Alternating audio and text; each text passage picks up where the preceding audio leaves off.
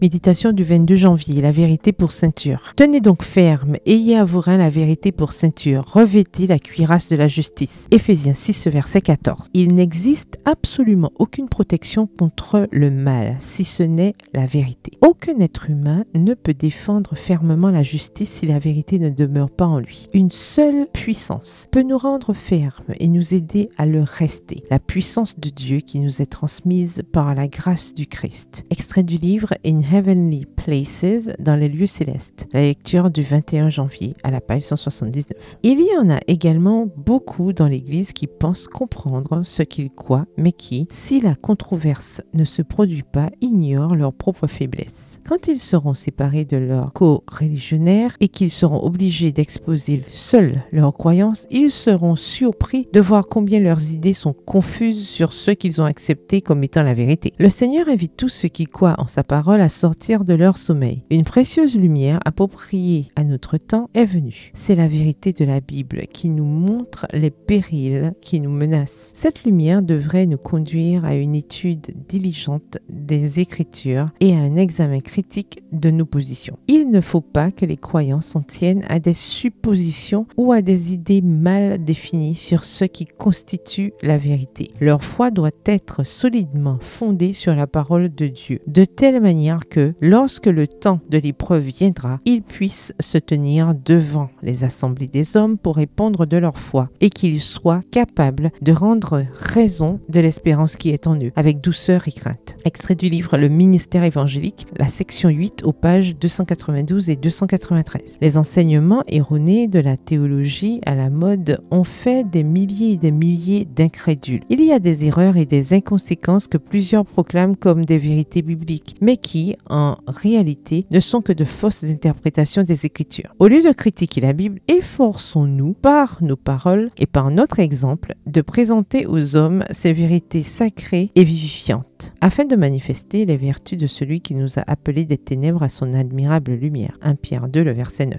Extrait du livre Témoignages pour l'Église au volume 2, au chapitre 42, à la page 369. La vérité est fermement établie sur le rocher éternel, et ce fondement, jamais aucun orage ni aucune tempête ne pourra l'ébranler. N'abaissez pas l'étendard de la vérité, afin de ne pas associer au message solennel de ces derniers jours ce qui tend à occulter les particularités de notre foi. Extrait du livre Testimonies for the Church, Témoignages pour l'Église au volume 8, au chapitre 25, à la page 162. Bonne soirée, que l'Éternel vous bénisse.